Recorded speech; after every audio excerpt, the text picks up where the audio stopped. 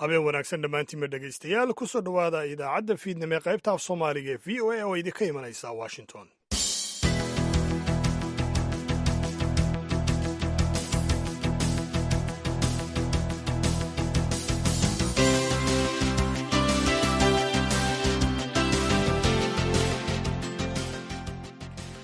waa fiidnimo axad ah oo ay isniin soo gelayso bisha abrilna waa 8 sanadka 2018 waxaadna naga dhagaysanaysaan mawjadaha gaagaaban ee 16 iyo 19 mitrban iyo bogga v o a somaly.com. idaacadda caawa waxaa idiin daadihinaya cabdixakiim maxamuud sharwac iyo anigoo ah nuur xasan nuur.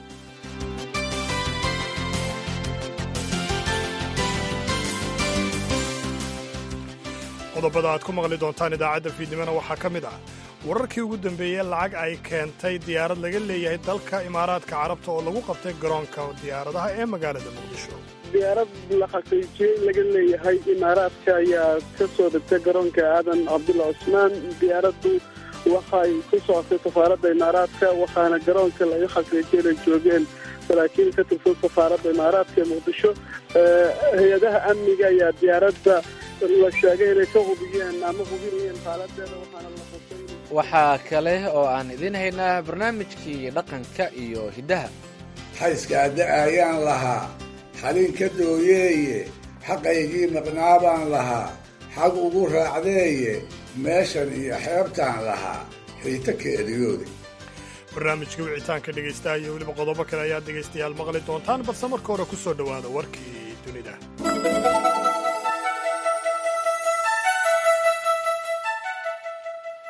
wararka ka imaanaya magaalada muqdisho ayaa sheegaya in hay-adaha amniga soomaaliya ay qabteen boorsooyin la aaminsan yahay inay ku jiraan lacago ay siday diyaarad ka timid dalka imaaraadka carabta. saraakiisha garoonka ayaa u xaqiijiyey v o e da in ciidamada ay qabteen lacagtan oo ku jirtay boorsooyin kadib markii ay ka shakiyeen. ciidanka ayaa la sheegay inay dalbadeen in la baaro balse howlwadeennada safaaradda imaaraadka ee muqdisho ayaa diiday in la furo boorsooyinka. diblomaasiyiinta safaaradda imaaraadka ee muqdisho ayaa la sheegay in ciidanka amniga soomaaliya ee lacagtani qabtay ay u sheegeen in lacagta loogu talagalay mushaarka ciidamada soomaalida ee uu imaaraadku tababaro. hase yeeshee ciidamada amniga ee dowladda ayaa iyagu lacagta uga shakiyey in loo wado dhinacyada dowladda kasoo horjeeda. warar ay v o e da heshay ayaa sheegaya in lacagtaasi oo cadadkeeda lagu sheegay 9,600,000 oo doolarka maraykanka ah ay ciidamada nisa la wareegeen waxaana la sheegay inay taallo xafiiska nisa ee garoonka diyaaradaha. xiriirka dowladda soomaaliya iyo imaaraadka ayaa aad u liitay wixii ka dambeeyey go-aankii baarlamaanka federaalka uu shirkadda d b wold uu uga mamnuucay dhammaan heshiisyadii ay soomaaliya ku gashay. maalmo uun kadib markii la dhaariyey ra-iisul wasaaraha cusub ee dalka etoobiya waxa ay bilowday fulinta howlo dib uga hagaajin ah kuwaasoo xisbiga amaba xabsiyo hore ama xisbigaasi hore u ballanqaaday. toddobaadkii hore waxaa iridaha loo laabay xabsi aad aan subcad wanaagsanayn lahayn waxaana la sii daayay 11 wariyaal iyo weliba siyaasiyiin isugu jira. wariyaasha la sii daayey waxa ay sheegayaan in tiro maxaabiista loo raray goobo kale waxaana ay isweydiinayaan in xidhidda xabsigan iyo weliba sii deynta maxaabiistan ay ka makhraati kacayso isbeddel dhab ah iyo weliba in kale. 2 bisha abriil ayaa abiy axmed uu noqday ra-iisul wasaaraha cusub ee dalka etoobiya kadib markii in muddo soo xulista qofka xilkaasi buuxinaya uu ku mashquulsanaa isbahaysiga dalkaasi ka arrimiya ee e b r d f. madaxweynaha maraykanka donald trump ayaa axaddii maanta ku eedeeyey dowladda ruushka iyo iiraan waxa uu ku tilmaamay weerar aanan loo meel dayin oo kiimika ah oo lagu qaaday dalka suuriya. trump ayaa wacad ku maray inay jiri doonto shallay weyn oo ka dambeysa weerarkaasi oo la sheegay inay ku dhinteen 40 ruux. hadallo isdabajoog ahaa oo uu soo dhigay twitter-ka ayuu madaxweyne trump ku cambaareeyey dhiggiisa ruushiya valadimir putin. waxay ahayd dhif iyo naadir in trump uu daleeceeyo putin. wuxuu sheegay in ruushka iyo iiraan ay mas-uul ka yihiin taageeridda madaxweynaha suuriya oo uu ugu yeeray xayawaan asad.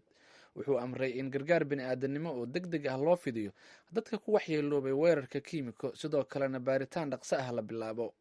war ka soo baxay ruushka ayaa lagu beeniyey in uu ka dambeeyo weerarka kiimikada ah ee lagu qaaday suuriya. 2 qof ayaa dhintay tiro kalena way dhaawacmeen kadib markii gaadhi la dardarsiiyey dad ku sugan magaalada jarmalka waqooyi galbeed dalka jarmalka ku taalla ee minster. dhimashada qofka saddexaad ayaa dhacday kadib markii darawalkii gaadhigaasi uu isku dhex toogtay gaadhiga gudihiisa sida ay boolisku sheegeen. afhayeen u hadlay booliska oo la yidhaahdo Andres Bond ayaa sheegay in baadhayaashu ay hubinayaan wararka laga helay dadka goobjoogayaasha ah ee sheegaya in laga yaabo in laba qof oo kaloo dheeriya ay ka carareen gaadhiga. waxau sidoo oo kale sheegay in boolisku ay baadhayaan walxasho kale oo laga helay gudaha gaadhiga. mas-uuliyiinta ayaa sheegaya in 6 ka mid a dadka ay dhibaatadu soo gaadhay dhacdadaasi ay xaaladoodu culus tahay.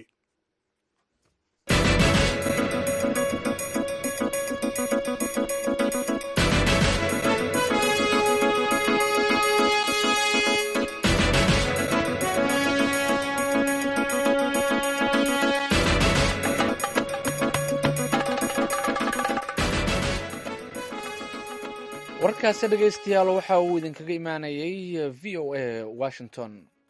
sidii aad warkaba ku maqasheen, wararka ka imaanaya magaalada muqdisho ayaa sheegaya in hay-adaha amniga soomaaliya ay maanta qabteen boorsooyin la aaminsan yahay inay ku jiraan lacago ay siday diyaarad ka timid dalka imaaraadka carabta.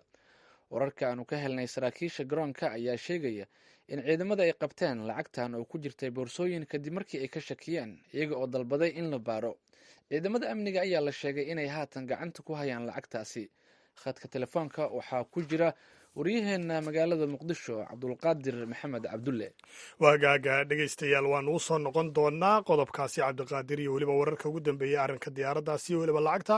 hase yeeshee haddaynu eegno isla siyaasadda iyo arrimaha wararka magaalada muqdisho, muranka siyaasadeed ee ka dhashay mooshinka laga keenay guddoomiyaha baarlamaanka soomaaliya ayaa galay toddobaadkiisii afaraad, iyadoo aanan weli muuqanin ifafaalo muujinaysa in xalal laga gaadho.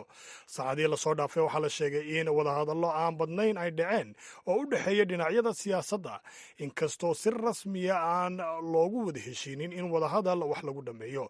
haddaba wariyahayaga magaalada muqdisho cabdiqaadir maxamed cabdulle ayaa murankan siyaasadeed ka waraystay 2 ka tirsan xildhibaanada oo aragti ahaan kala duwan. waxa aanay kala yihiin xildhibaan maxamuud cabdilaahi abukaate iyo xildhibaan xasan cali maxamed oo ka soo jeeda dhinacyada baarlamaanka. dhammaantiinba kusoo dhawaada doodan aynu ku eegi doonno maxaa xigi doona doodaha xoogan ee maalmihii lasoo dhaafay ka dhex taagnaa golaha shacabka, gaar ahaan kala duwanaanshaha u dhexaysa munaasha baarlamaanka. hadda waxaa socda wadahadallo meelaha qaar taasoo lagu eegayo ama la rabo in lagu haftaro khilaafka udhexeeya golaha shacabka. arrintuna waxay ku saabsan tahay mooshinka ka yaala guddoomiye jawaari. waxaa nagala qaybgalaya xildhibaan maxamuud cabdulaahi abukaato oo ka meesha baarlamaanka ka soo horjeeda hanaanka mooshinka loo soo maray iyo sida dood u socoto, iyo xildhibaan xasan cali maxamed oo ka mid a munaasha baarlamaanka ee mooshinka keenay kabana in waktigii la keeno uu yahay wakti ugu munaasabsanaa isbedela laga sameeyo baarlamaanka. labadiinaba soo dhawaada. aan ku horeeyo xildhibaan xasan cali maxamed, maxay ku salaysan tahay doodan? haddii xalka la gaari waayo wadahadalka socdaahise muxuu noqon doonaa cawaaqibka baarlamaanka? bismillahi raxmaani raxiim. aada iyo aada umahadsan tahay cabdiqaadir iyo bahda v o a. waxaa la isku haysto waa sharci.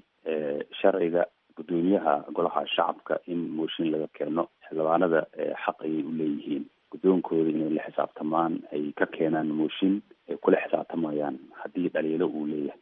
intaas kadib waxyaabaha hadda laisku haayo, maadaama sharciyad ay tahay, waxaa lagu kala baxayaa sharciyad. guddoonka wuxuu guddoomiye ka yahay golaha shacabka, waxayna leeyihiin xarun golaha shacabka la yidhaahdo. meeshaas ayaa la fadhiisanayaa. isla meeshaas ayaa doodii loo baahnaa ee baarlamaanka udhexeysay oo fikirka ay ku kala duwan yihiin, meeshaas ayaa lagu gelayaa. saan rajeynayo si fiican oo wanaagsan ayay ku dhamaanaysaa. waan gartay. xildhibaan maxamed cabdulaahi, in la wada hadlo oo sharciga lagu kala baxo sida uu dhigayo xildhibaan xasan cali, dhankiina maxaad ku jaban, maxaasa ka qabteen? bismillahi raxmaan raxiim. waa mahadsan tahay. sidoo kale waa mahadsan yahay walaalkay xildhibaanka khadka igu jiro xildhibaan xasan. xildhibaanada xaq waxay u leeyihiin siduu dastuurka iyo xeer hoosaadkuba siinayo inay soo jeedin ama mooshin ay keenaan, kana keenaan waxyaabaha ay oversightka ku leeyihiin uu ka mid yahay guddoonka. haddii maaragtay u gartaan inuu maaragtay ay ka keenaan waa ka keeni karaan, sidii haddaba dhacday. marka walaalkii wuxuu sheegay in waxa laisku haysto sharciyadda iyo xeer hoosaadka iyo dastuurka dalka u yaalo uu yahay. waa runtiis. haddii maaragtay xeer hoosaadka iyo dastuurka siduu yahay la mari lahaa 20 maalmood ama bil wax ku dhow dhismana haysteen, ciidankii ugu faraha badnaa magaalada lama soo gelsheen, handadaad iyo buuq badan kama dhacdeen. baarlamaanka inuu shaqayn waayo maaragtay suuragal ma ahaan lahayn.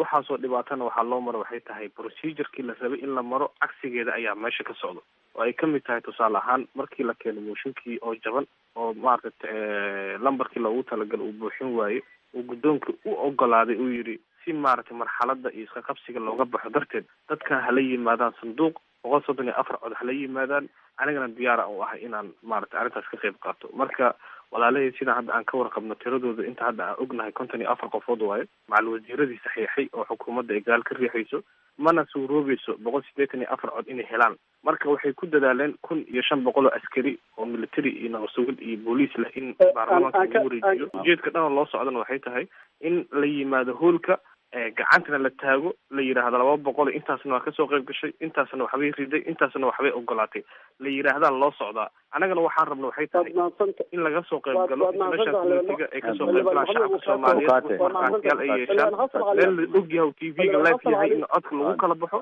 haddii markaas guddoomiye Jawaari 184 cod ay tiraahdo walaalow waa mahadsan tahay, wuxuu guddoomiyaha diyaar u yahay inuu meesha ka tago. waan gartay xildhibaan xasan cali, haddaan kuu soo laabto, maxaa diidaya in fadhigi la fadhiisto, in codkii la qaado, codku qarsoodi noqdo, halkaana baarlamaankii waxa taagan hawshiisa kusoo idlaato, dhankiina maxaa ku jaban? shaki weyn baa laga qabaa doodaas. aad baa umahadsan tahay. horta waxaan ka sheekeynaynaa ummad Soomaaliyeed iyo shacabkii Soomaaliyeed ayaana dhegeysanaya. waxaan sheegaynaa horta waxa ogaal oo saxa inay noqdaan ayaan rajaynayaa saaxiibkayga abukaata in uu yidhaahdo 54 cod ayaa keentay 107 cod oo xildhibaanada golaha shacabka asiga oo kala codkooda inuu dafiro, horta nasiib daro waayo. intaas meeshaan uga baxaya. sharciga ayaa ka sareeya shaksiga. qodobkiisa 4 sareynta dastuurka Soomaaliya faaqadiisa 1 ayaa qeexaysa in sharciga wax walba mabaadi u yahay, wax loo laabanayo in sharciga noo degsan shacabka Soomaaliyeed dowladnimadeena ay ku dhisan tahay in loo laabto. marka annaga waxaan faraynaa yaysan noqonin guddoomiyihii golihii shacabka oo laga keenay mooshin xildhibaanadiis ay ka keeneen in qaar kalena ay u istaagaan ay yidhaahdaan niman xildhibaanada codka ka keenay codkooda waxba kama jiraan. ciidamada uu ka sheekeynaya rabaa inaan ka jawaabo, waxaa lagu heshiiyey inaan meeshaas ciidan tegin si aysan dhibaato u dhicin. xildhibaan kasta codkiisa oo xur u noqdo, fikirkiisa xur u noqdo, oo baahiyo, oo isha ka hadlo wixii aragtidiisa markaasi uu arkaayo oo waafaqsan sharciga. waa asiga ninkii ciidanka xadgudubka kula soo galay, waa asiga ninkii ciidanka soo jiray, waa asiga ninkii ii sheeg adiga maalintaas oo isha sharcigii aan u lahayn, shaqadii aan gudan lahayn, ummadda Soomaaliyeed aan ugu shaqeynayna aan gudan lahayn, ninkii joojiyey oo xakiyey 12 subaxdii meesha aan tagnay oo ii sheeg 7 aan kasoo tagnay waa asiga. waxaan rabaa gudoomiyaha mooshinka laga keenay inuu ogolaado in xildhibaanadii shalay doorteen uu ku kalsoonaado in shaqadooda ay gutaan, golihii uu furmo, doodeeda meesha ay ka furmato. dhammaantiin aad baad umahadsantihiin xildhibaan maxamed cabdullaahi abukaata iyo xildhibaan xasan cali maxamed oo nagala qaybgelayay. maxaa xigi doona haddii wadahadalka socda oo meelo dhali waayo? maxayse ku dambeyn doonaa baarlamaanka Soomaaliya? dhammaantiin aad baad umahadsantihiin labada mudan. waa hagaag dhegeystayaal, kuwaasi waxay ahaayeen xildhibaan maxamuud cabdilaahi abukaata iyo xildhibaan xasan cali maxamed oo ka mid a xildhibaanada baarlamaanka Soomaaliya, waxaanay doodaasi kala qaybgelayeen islamarkaana u daadihinaya wariyahayaga cabdiqaadir maxamed cabdulle. halkaad nagala socotaana dhegeystayaal waa VOA. sidai aan idiin sheegnaba waxaa maanta magaalada Muqdisho hay-adaha amniga Soomaaliya ay ku qabteen boorsooyin la aaminsan yahay inay ku jiraan lacago ay siday diyaarad ka timid dalka isu tagga Imaaraadka Carabta. waxaa haatan khadka si toos ah ugu jira wariyaheena magaalada Muqdisho Cabdulqaadir maxamed cabdulle. Cabdulqaadir, habeen wanaagsan. maxaa kusoo kordhay arrintii diyaaradda iyo lacagtaba? waa mahadsantahay nuur. diyaaradda siday lacagta laga lahaa dowladda Imaaraadkuna lahayd lagu hayo garoonka muddo hay-adaha amniga ahaan hay-adda sirdoonka Soomaaliya ayaa guud ahaan arrintaasi hadda gacanta lana wadala lacagta saarlee diyaaradda oo cadarkeedu warar kala duwan uu kasoo baxayay.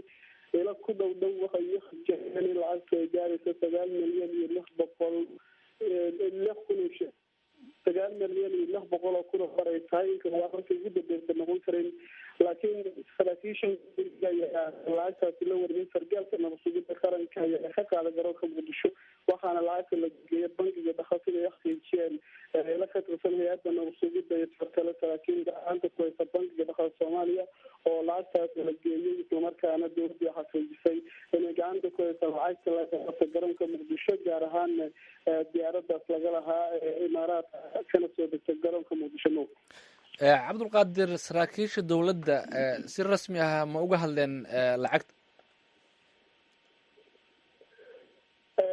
hay-adaha dowladdu kama hadlin wax faahfaahin oo xog badan ilaa hadda lagama bixin lacagtan iyo maaragtay arrimaha ay ku timid laakiin documenty ay fiyoodi goordhawa khusaya in lacag iyo xogteeda dowladda ka warhaysay kan iyo ogolaanshaheeda waxa dalbay ama airportka iyo hay'adaha ay quseysay wargeliyey taliyaha xoogga dalka Soomaaliya warqad uu ku saxan yahay wadatay diyaaradda ama safaaradda imaaraadku oo la xariisay in lacagtaashaheeda laga warhayo lacagta oo sheegay in loogu talagalay lacagtaadka badan loogu talagalay sidoo kale howlo ay ka wada safaaraddu Soomaaliya gaar ahaan waxay toos ugu socotay meelaha qaar marka laga hadlayo ama ogolaanshaheeda xarun lagu tababaro ciidamada xoogga dalka imaaraadka tababaran ee la yidhaahdo General Gordon warqadii ay ahayd in ujeedku intaas ay timaado waxaana jirta in ogolaanshuhu marka loo eego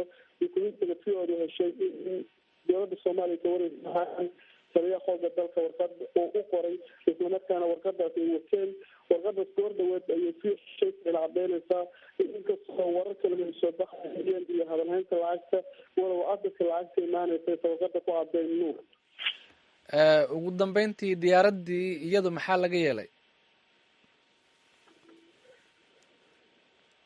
diyaaraddu muran badan kuma taagneed marka laga hadlayo waxaa xoogga iyo dooda ka taagneed waxay ahayd lacagta saaran iyo waxa laga yeelayo diyaaraddu weyna markii horeba waxaana la xusay inaysan diyaaraddu ku hoosbeyn dowladnimadkeeda marka laga hadlayo Soomaaliya faraydka muqdisho uu imaan jiray sidoo kale magaalada boosaaso xarunta gobolka bari oo dowladda ka jiri jiray imaan howlo kala duwan ayuu ka wada Soomaaliya gaar ahaan tababaro uu ka bixiyo meelo kamid ah sida la xusay sidoo kale tababar laga bixiyo magaalada muqdisho xarunta ku taala iyo howlo kale marka faraydkan ama diyaaradan waxaa la sheegay oo ii sheegeen hay'adda saadaasha hawada visitation la yiraahdo in faraydkan Soomaaliya oo qoys ahaan oo qoray ma jirtay gaar ahaan magaalada iyo muqdisho imaan jirtay waxaa la xaqiijiyay in faraydkan Dubai bisho ku yimid maanta taariikhda 8 Abriil ay tahay xaqiijin saraakiil ku dhow hay'adda iskaama ama situation ka qaadisan xaaladda diyaaradda doorba ka taagnaa laakiin waxaa laga hadlay lacagtaas ay ahayd waxaana ay ku doodeen imaaraadka ama la xaqiijiyay fiyoodina gurtigaas ay heshay in dalabku ma codsi la xiriira in lacagtaas la ogolaado inuu usoo qoray biyaha ciidanka xoogga dalka warqad waxayahana la helay oo la xiriirta diyaaradda aad ayuu u mahadsan yahay kaasina wuxuu ahaa wariyaheena magaalada muqdisho cabdulqaadir maxamed cabdulle oo khadka magaalada muqdisho si toos ah ugu jiray halka aad nagala socotaanna waa VOA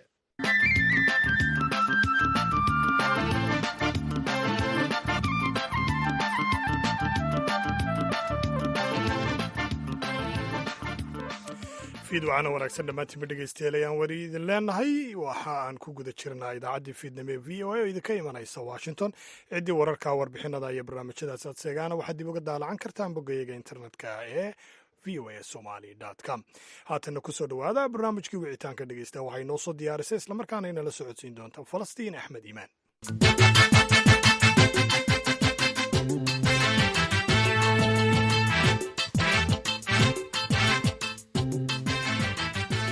dhegeystayaal kusoo dhawaada barnaamijka wicitaanka dhegeystaha barnaamijka wicitaanka dhegeystaha waxaanu ku eegaynaa muranka dhaqaale ee u dhexeeya Mareykanka iyo Shiinaha iyo saameynta uu ku yeelan karo meelo badan oo ay ka mid tahay qaaradda Afrika barnaamijka waxaa marti inoogu ah Xareed Maax oo ah dhaqaalayahan shahaadada PhD-ga ka diyaariya dalkan Mareykanka marka ugu horeysa waa ku salaam Xareed kusoo dhawow barnaamijka wicitaanka dhegeystaha su'aasha ugu horeysa rab inaan ku weydiiyo waxay tahay muxuu salka ku hayaa murankan dhaqaale ee hadda u dhexeeya Mareykanka iyo Shiinaha khilaafka waa khilaaf dhaqaale hadda qaybtan weliba hadda socota Mareykanka waqti badan ayuu ka sheeganayay in China habkiisa dhaqaale iyo siyaasadiisa dhaqaale ay habka u samaysan yihiin ay Mareykanka in aysan si cadaalad u samaysnayn in dowladda China oo ay taageerto kambaniyashooda sirta teknolojiyada oo China ka xado Mareykanka tusaale ahaan markii company Mareykan oo China tago sharci waxaa jira dhahaya inay qayb ku yeeshaan company Chinese ah taasoo macnaheeda ay suurtageli karto in sirta technolojiyada oo maraykanku aada ugu horumarsan yahay weliba waxyaaba technolojiyada sareysa inuu China rabo inuu arrintaas si dadban u qaato ma garata marka taas baa qayb weyn ka ah waxyaabaha kale waxa weeye inuu maraykanku in tusaale ahaan lacagaha iyo habka sarifka in uusan China si toosa oo suuqa yacni uusan suuqa caadiga wax kala weedaarsanayo ayaa mararka qaar ayaa sarifka go'aansada marka China waxay leeyihiin asaga ayaa dawladda ayaa gacan kula jirta suuqii xorta ahaa marka taas baa qayb ka ah marka la fiiriyo nidaamyada dhaqaale ee Shiinaha iyo Maraykanka maxay ku kala duwan yihiin adoo sharaxaad kooban naga siinayo run ahaantii China waxaa la dhihi karaa dawladda ayaa gacan badan labadaba dawladdu gacanta waa kula jirtaa oo ma jiro dhaqaale adduunkan maanta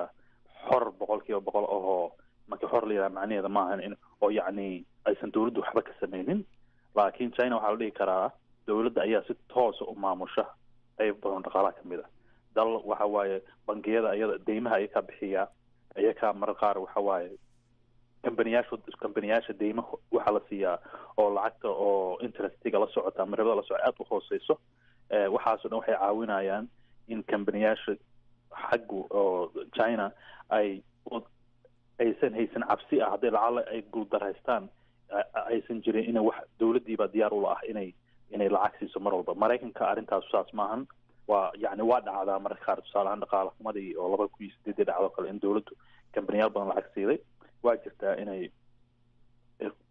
beeraha iyo qaybo badan kamid ah ee lacago subsidies ama waxa dawladdu ay siiso jirto canshuur celino ama ha ahaato si kale lacag si kale ay u helaan waxaas dhan waa jira laakiin maraykanka waxaa la dhihi karaa guud ahaan haddii lasoo koobo China ayaa dhaqaalaha China waa dhaqaale dawladdu lug weyn ku leedahay markii la barbardhigo maraykanka marka maraykanka tusaale ahaan dhinaca maalgashiga oo kale waxaa la yiraahdaa dunida la maalgashanayo tusaale ahaan Afrika oo kale oo kamid meelaha kobca dhaqaale hadda ay meelo badan ka jiraan meelo badan baahiyo badan ay ka jiraan maraykanku shirkadihiisa ma gaaraan laakiin Shiinaha fursadaha si dhaqaale uu ka faa'iideystaa waxayna siinaysaa in uu si kala bixiyo awoodiisa dhaqaale maxaa diidaya maraykanka inay ka faa'iideystaan maalgelinta wadamada dhaqaalahoodu soo koraayo iyo kuwa ka hooseeya heerka horumarka oo u baahan in kor loo soo qaado kale horta China laba wax waa jiraan horta waxa waa China markii la fiiriyo waxyaabaha hadda keenaya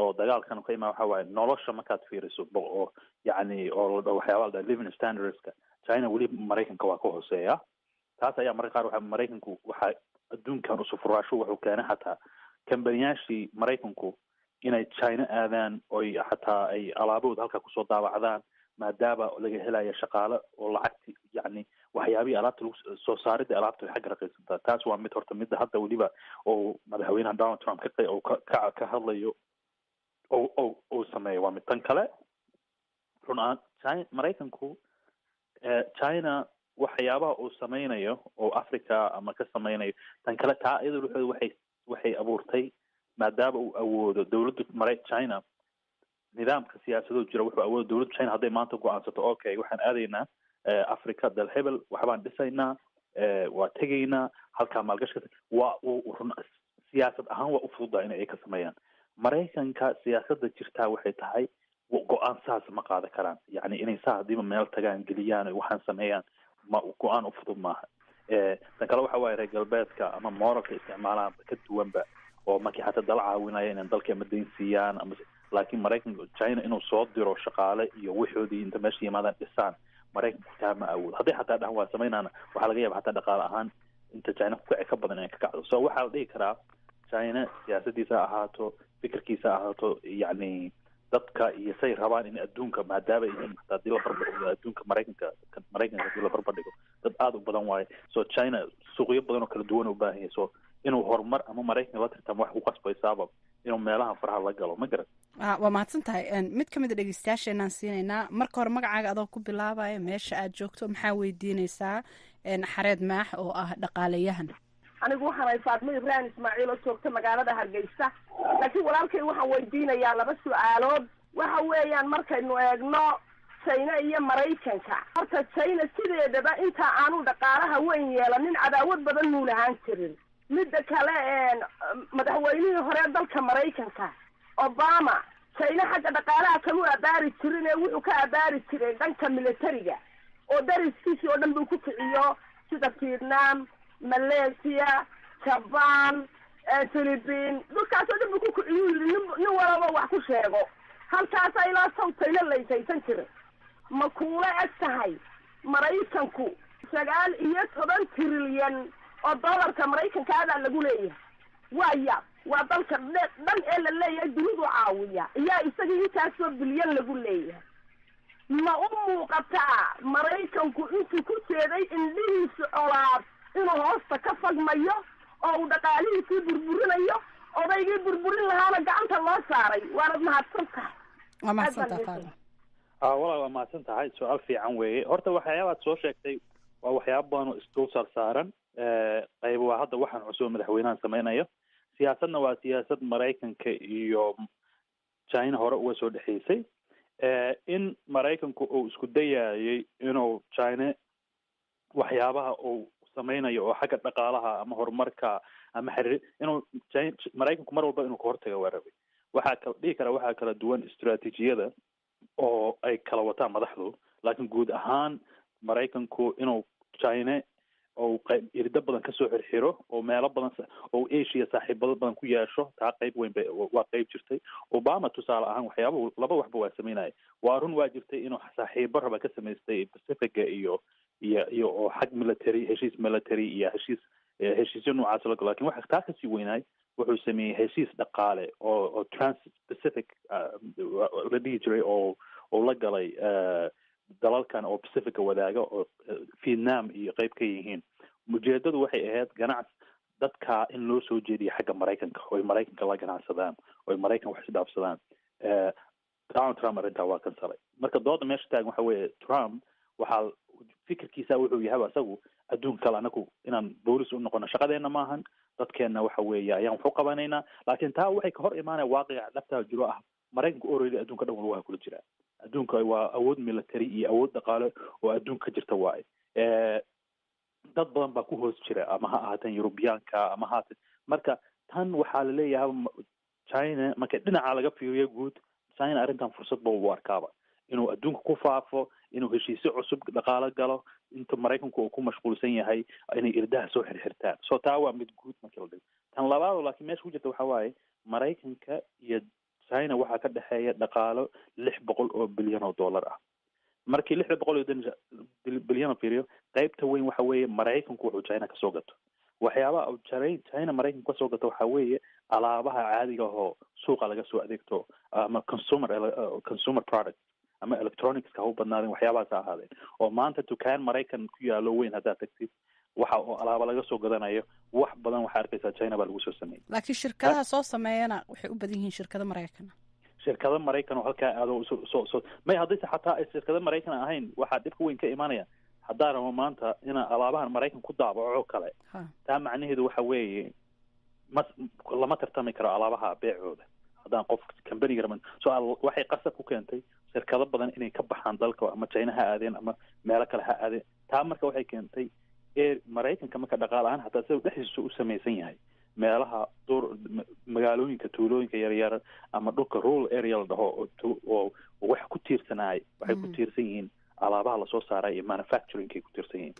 dhaqaalahoodu marka dadkii waxay noqotay marka dhul badan oo maraykan ka tirsan inuu 30 sano lasoo dhaafay dhaqaale ahaan baaba'aan.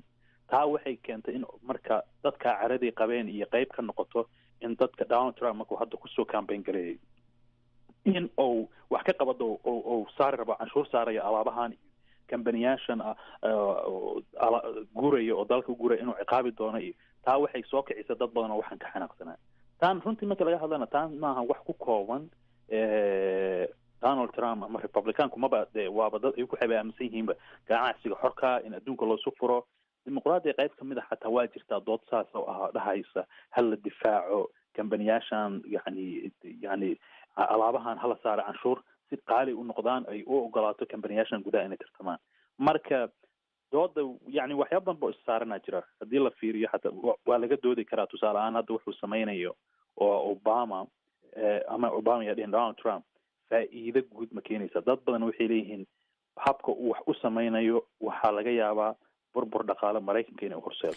tusaale ahaan hadda maraykanka oo kale muxuu siiyaa shiinaha oo shiinuhu ay ka qaataan maraykanka? maraykanku chinaha isagu hadda meeshuu ka fiirinayo wuxuu leeyahay, oo madaxweynaha hadda meeshuu ka fiirinayo wuxuu leeyahay markii la fiiriyo waxa ay naga gataan iyo waxaan ka gadana 3 jibaar waxaa badan waxa maraykanku kasoo gato.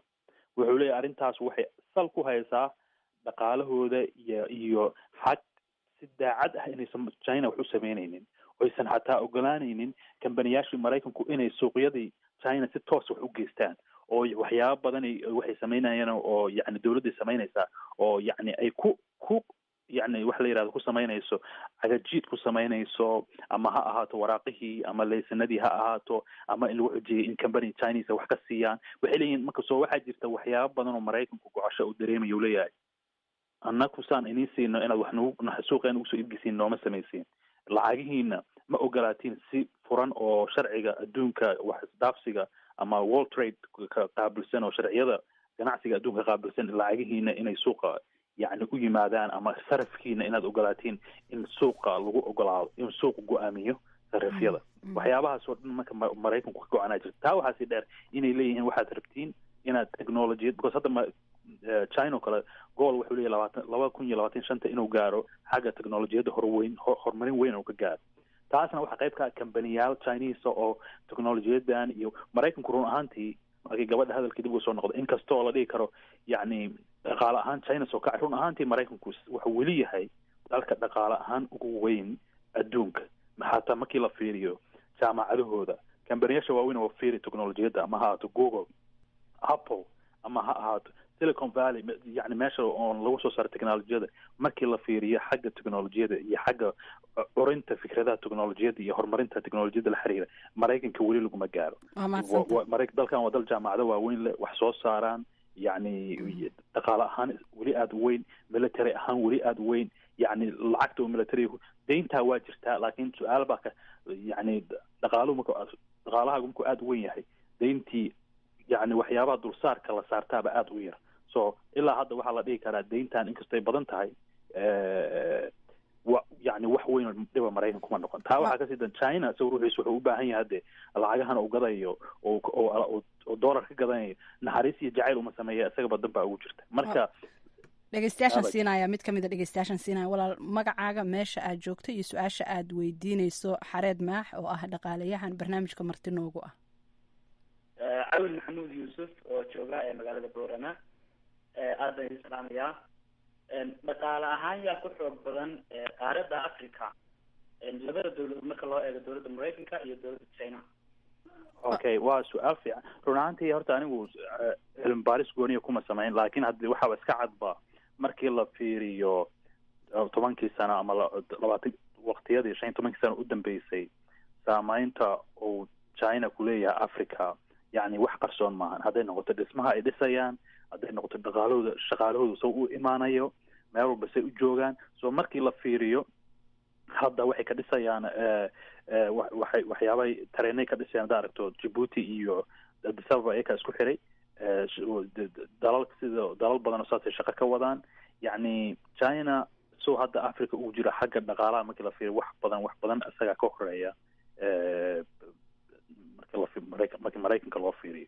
so taariikh ahaan hadii dib loo fiiriyo de taariikh kala duwan bay soo mareen oo de, laakiin maraykanku markii ay China soo kaceen oo hadda adduunka soo galeen oo sameeyeen, hadda markii dhaqaale ahaan la fiiriyo waxa weeye China isaga Africa xagga dhaqaalaha aada uga horor aada faraha ula jira markii maraykanka la barbardhigo. hadda markii la yiraahdo dhinaca canshuurahoo kale, ama laysku miisaamo waxyaabaha maraykanku shiinaha kasoo qaatay, waxyaabaha maraykanku ay geeyaan, haddii aan heshiis laga gaarin ma la dhihi karaa dhaqaale ahaan maraykankay gelgelaysaa taas oo ay saameyn ku yeelanaysaa marka la barbar dhigo tan shiinaha? horta waa la qiyaasi karaa, laakiin horta dhab looma oga oo waxaa dhici doona dhab cid ma jirto. laakiin markii la fiiriyo tusaale ahaan maraykanka markii laga fiiriyo alaabahan uu keensanayo, horta waxay ku xiran tahay markaan anigu aan alaabtaan aan China keliya canshuur hadduu saaro, tusaalaha maraykanka hadduu dhaho alaabtaan China ka timaado bisan canshuur saaraya, hadday taa dhacdo su-aasha meesha timaado waxa weeye maraykanku ma haystaa suuq kalo alaabtan kasoo gadan karo. haddii especially haddii kambaniyaashan meesha aada iyo kambaniyaal Maraykana, yacni haddiiba isla markiiba meel kale uma wareegi karaan. so waxa laga cabsi qabo waxa weeye markay taa dhacdo badeecooyinkii qaali bay noqonayaan. badeecooyinkii markay qaali noqdaan waxay ku qasbanaanayaan yacni dadkii inay alaabtii, weliba hadday alaabtaatu tahay alaab laga maarmi karo oo waxyaabaha markii dhaqaalaha la fiiriyo waxaa la yidhaahdaa alaabtan beeceedu inta uu kacaa waxay ku xiran tahay baahida loo qabo alaabtaas. mugta haddaan anugu tusaale ahaan aan coob yani haddaan biyo macaan cabay oo kale ama coca-cola ama pepsi hadduu mid qaaliyoobo dee mid kaleba u wareegsan karaa. laakiin alaabaha marka la keenayo hadday u badan yihiin alaabo uusan maraykanku si fudud meel kale u heli karin oo beec lamida, taa waxay keenaysaa inuu dhaqaalahan oo inuu dadka ku qaaliyoobaan waxaas. marka dadka ku qaaliyoobaan dee taa waxay udhigaysaa yani dhaqaalihii inuu hoos u dhaco. taa waxaa kasii daran yani fikirka dhalanayo ama xagga suuqan oo stock marketka ha ahaato ama ha ahaato guud ahaanba dadku say dareemayaan in xoogaa ay ku dhalato niyad jab. taa markay dhalatana dhaqaalaha ruuxiisa inuu hoos u dhaca qayb bay ka noqonaya. taa waxaa laakiin kasii weyn oo ka muhiimsan, china saameyntu laba meelbood ka imaanaysaa. meed waxa weeye alaabtii ku imaanaysay oo beeceedu kor u kacayo. china marka waa soo jawaabaya, wuxuu samaynayaa isagoo iskama fadhinaye ayaguna canshuur waxay saarayaan. hadda waxyaabaha hadda ay leeyihin in canshuurta saarnaan rabna, tusaale ahaan gobolada qaar aad bay u saameynaysa. tusaalehaan gobolada hadda aniga gobolka Minnesota deganahay, gobolada nagu degan oo dhan, gobolada weliba qayb ka ahayn Donald Trump lasoo doorto, waxay soo saaraan beeraha iyo aad u tirsan yihiin. beerahana china aad iyo aad wax uga gata. marka waxaa laga yaaba hadduu china oo canshuurta ku siyaadiyo alaabahan beeraha laga soo gadanayo, gobolada qaar kamida in dhaqaalahoodu aad u jajabo. waxaa laga yaabaa guud ahaan markii loo fiiriyo inaysan saameyntu oo dhaqaalaha guuda maraykanka la fiiriyo in saameyntii aysan aad u weyneyn, laakiin markii la fiiriyo qayb kamid ah inay aad u weyn tahay. marka su-aasha marar qaar meesha ku jirta waxa weeye qaybtee dhaqaalaha kamid a ayaa burbur gaari kara. marka waa u badan tahay in haddii labadan waxyaabaha hadda ay miiska soo saareen ay hirgalaan oon wada hadalla gaarin, in labadaba dhaawac soo gaarayo. waxaa laga yaaba dhaawacaasu inuu si guud toos loogu jeedin, laakiin markii la fiiriyo gobollo ama qaybo kamida dalalkooda, especially maraykanka oo gobol walba waxyaaba gooniya uu soo saaro, ama region haddii loo fiiriyo guud ahaan waxyaaba gooniya, dhulka beeraleyda oo kale ayaa aada cabsi u qaba. tusaale ahaan madaxweynaha markii la dooranayo waxyaabihii uu ballanta ku gala waxaa kamid ahayd in shirkadaha u guuray wadamada aan maraykanka ahayn oo shiinaha ay kamid yihiin oo kale, in uu heshiisya la gaari doono, uu u samayn doono canshuur dhimis si ay dalka ugu soo laabtaan. taas maxaa iska bedelay? siyaasadaasi ma la bilaabay in laga shaqeeyo? run ahaantii hadda tusaale ahaan markii canshuur dhimis bay sameeyeen republicaanku, tax cuts oo ay sameeyeen. wax qayb waa ku jirta provision ahead oo yani waxa ku jiray qofkii lacagta soo celiya inaan canshuur badan laga qaadayn. laakiin tusaale ahaan xaqiiqda waxa weeye maraykanka si kastuu canshuur u dhimo ama si kastuu canshuurta hooseeyo, waxaa jiraya dalal kasii canshuur hooseeya oo siyaasadooda hadda Ireland oo kale markaa fiirsan, siyaasad ayagu waxay ka hadlayeen lacagahan dibadda lagu haya saan usoo celinaa. runtii wax weyn kama hirgelin, wax weyn oo hadda la taaba karo.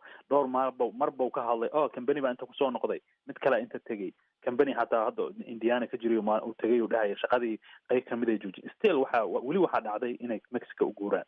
so hataa waxyaabaha naafta iyo waxaan uu sameynayo runtu waxa weeye dagaalkan dhaqaalaha guulka ma imaanayso.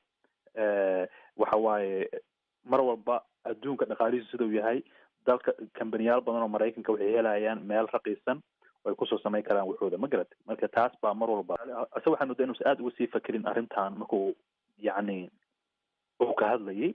laakiin ma ahan hal ama hal hadal ama hal waraaq lasoo saaray lagu xali karo. markaad meel wax tilaabo ka qaado, sida dhaqaalaha adduunka isugu jiro, tilaabo markaad meel ka qaado meel kaleba wax ka halaabaya.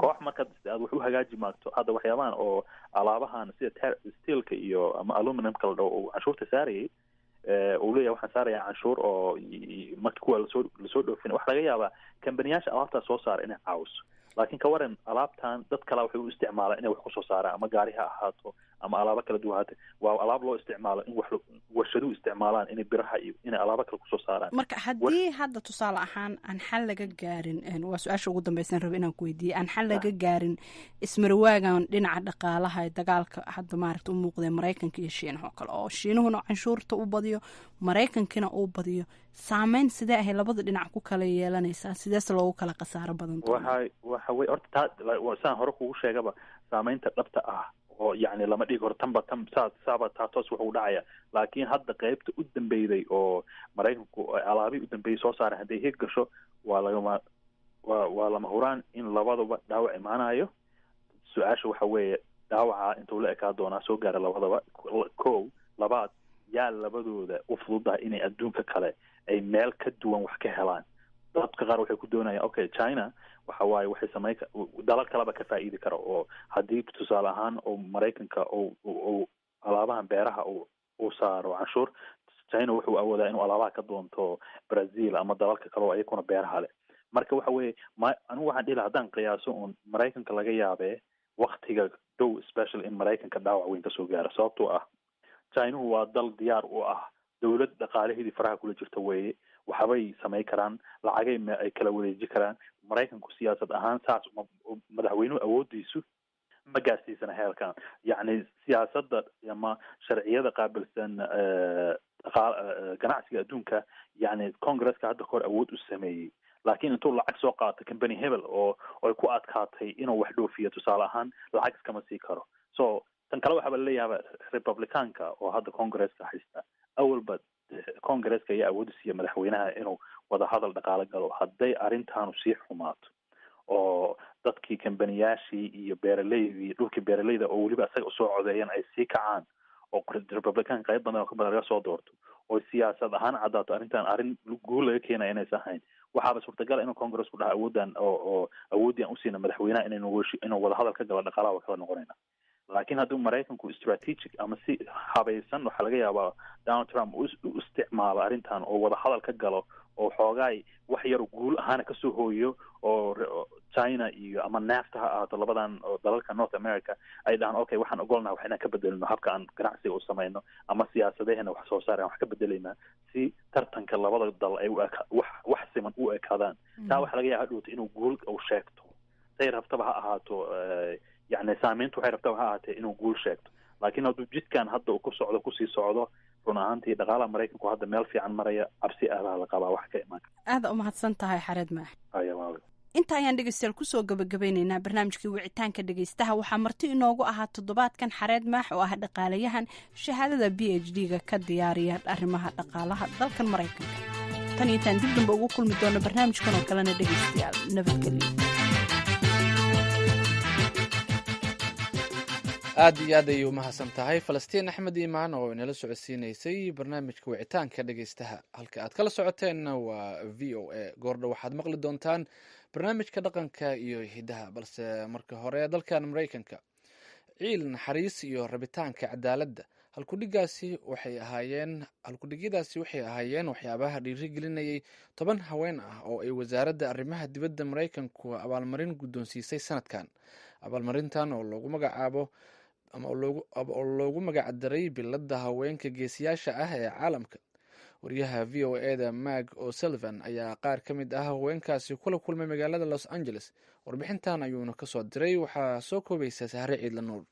marwada madaxweynaha maraykanka Melania Trump ayaa 23 bishii March ayna dhaaftay waxay munaasabad maamuusa magaaladan Washington ugu samaysay haweenkan oo ay ka mid tahay Lamaluuma Saciid oo dhalatay xilligii addoonnimada kana qayb qaadatay halgankii raadinta xuquuqda madaniga ah ee dadka madow haatanna ah ku-xigeenka golaha qaranka ee dalka Mauritania. qaar ka mid a haweenka abaalmarinta la siiyey ee tegay magaalada Los Angeles waxaa ka mid ahayd haweenay la shaqaysa dadka ka soo badbaaday xasuuqii kufsigii iyo jirdilkii ka dhacay Kosovo sannadihii 1998 ilaa 1999 markii ay xoogaga Yugoslaafiya iyo Serbiyanku ay bartilmaameedsanayeen isirka dadka albaaniyiinta ah ee lagu eedeeyey inay taageeraan jabhad mucaarid ahayd. waa tan Freda Rushedi oo arrimahan ka hadlaysa.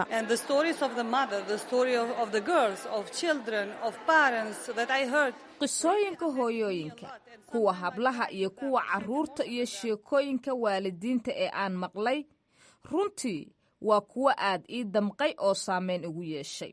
marmarka qaarkoodna waan la ooyaa waxaan la qaybsadaa dareenkayga. fredi waxay samaysay barnaamij lagu caawinayo qaxoontiga gaar ahaana dumarka.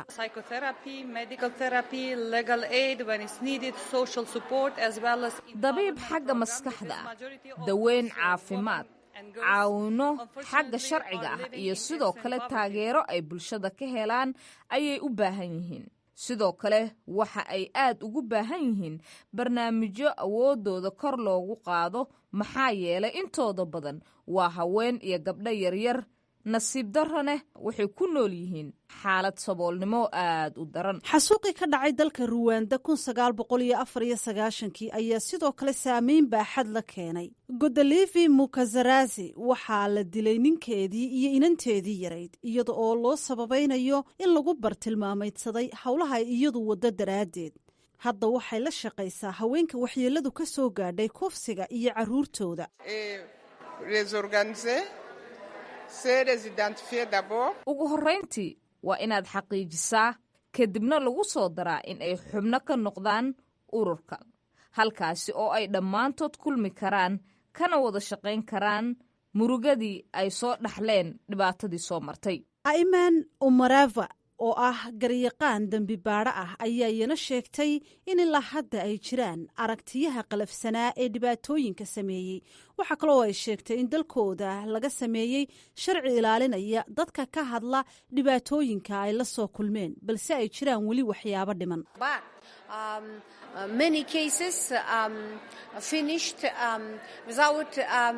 laakiin kiisas badan ayaa ku dhammaaday iyada oon magdhow wax aan la siinin dadkii dhibanayaasha ahaa. aiman waxaa kaloo intaasi ku dartay in dumarkan ka siman u dhaqdhaqaaqidda xuquuqda dadka jilicsan ay saameyn ku yeesheen caalamka oo dhan.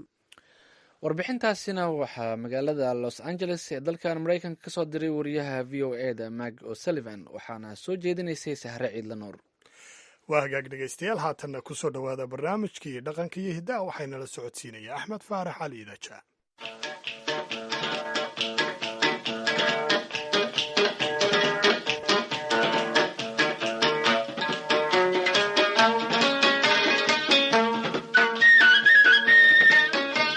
waa barnaamijkii dhaqanka iyo hiddaha ee laanta af soomaaliga ee v o e-da iyo qayb tobnaad oo ku saabsan qaar ka mida fardihii soomaalida ee magaca dheer yeeshay. maantana waa mar kale iyo gabaygii xiinfiniin intii inooga harsanayd.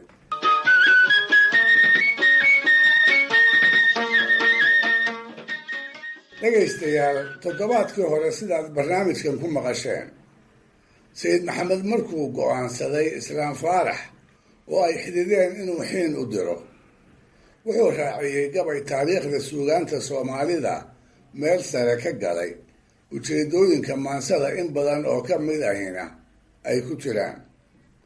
haddaan soo koobo qaybihii aan idiin soo gudbiyey ee gabaygaas, wuxuu si aftahanima ku dhan tahay sayidku ugu taxay arrimo dhowra oo neefkaa ku saabsan, kuwaasoo uu uga dan lahaa in ciddii maqashaaba ay ugu garowdo, isla markaasna u aqoonsato inuu yahay deeqsi xubnaha jidhkiisana allaha ka dhige ay ka suurowdo wax walba oo agtiisa qaali ku ah inuu huro.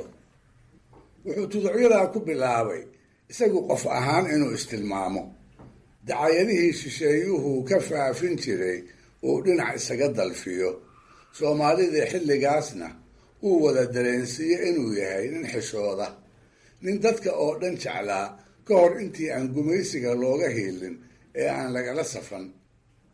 wuxuu ku xejiyey tuducyo uu ku muujinayo sida neefku ugu dheer yahay iyo bixintiisu siday ugu noqotay tallaabo uu la walbahaaray. ammaan aada u xeel dheer ayuu kolkaa faraska dusha kaga dhoobay, tilmaan kasta oo fardaha kiile lagu jeclaadana gaar buu uga dhigay. waa orod badan iyo qurux aan lagula tartami karin, labadaas oo siday isaga la ahayd uu kaga fooray waganadii kale ee waayadaa la haystay, cid doontaaba ha lahaatee.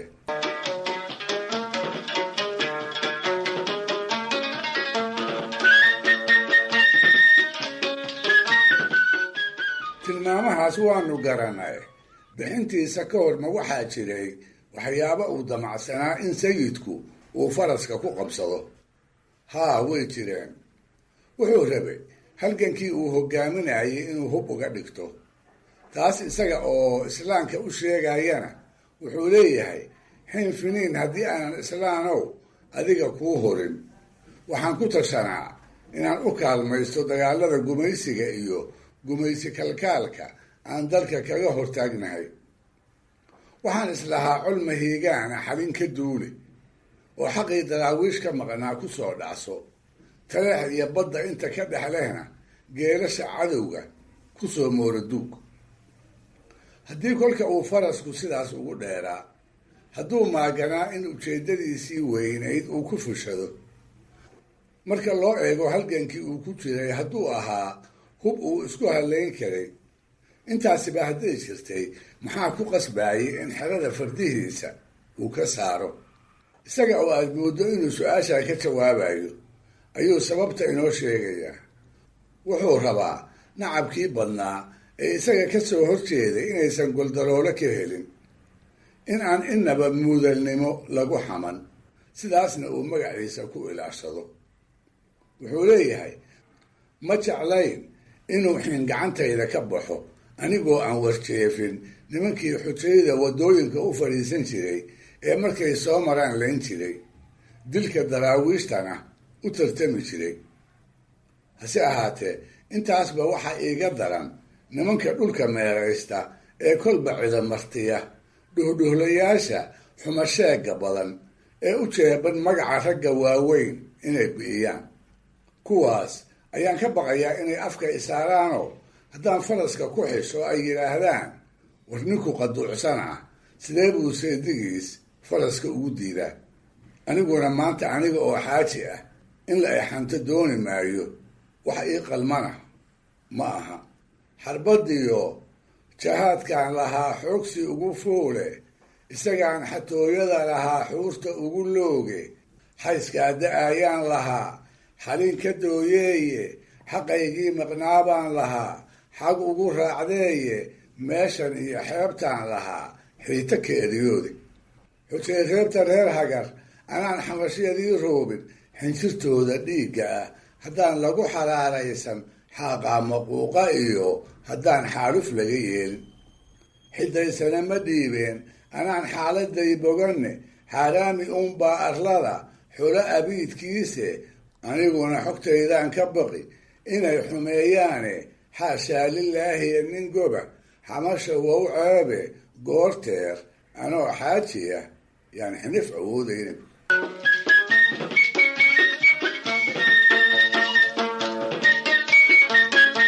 wuxuu fariintiisa ku soo gabagabaynayaa, islaam faaraxow, intii la i odhan lahaa sayidkii xin waa ku masuugay, igahoo galabta laga bilaabana xoolahaga ayuu ka mid noqday, anigana iga soo wareeg.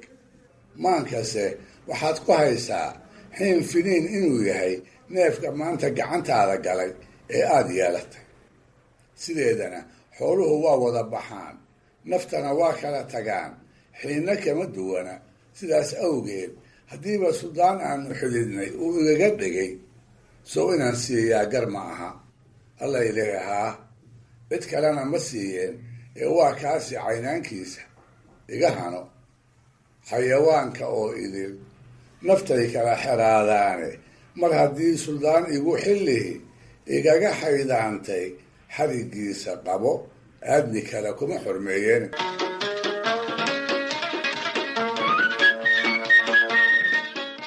faarax dhabansange waa ninkuu islaamku faraska u soo dirsaday, isaga oo xiin finiin ku jooga, darwiish lagu darayna uu la socdo, ayuu degaankoodii u ambabaxay. faraska waxaa ka daraa oo uu waday gabaygaas fiiqsiga leh ee isku mar ujeedooyinka dhowrka ahi ay ku kulmeen. su-aashuse waxay tahay, islaamkii iyo dadkii uu u talin jiray gabaygaas iyo faraskaas hadiyadda ah ma ku darwiishoobeen? halgankii uu sayidku wadayse wax ma ugu tareen? waa su-aal meesha ku jirta iyo sheeko kale oo loo baahan yahay in laga jawaabo, halkanise ma aha halkii lagaga jawaabi lahaa. dhegaystayaal barnaamijkii dhaqanka iyo hidduhu maanta waa naga intaas wuxuuna ugu dambeeyey taxane 10 barnaamij ka kooban kuna saabsanaa qaar ka mid ah fardihii soomaaliyeed ee magaca dheer yeeshay raggii fuuli jiray iyo maansooyinkii gabayada iyo geeraaradaba lahaa ee lagu ammaanay.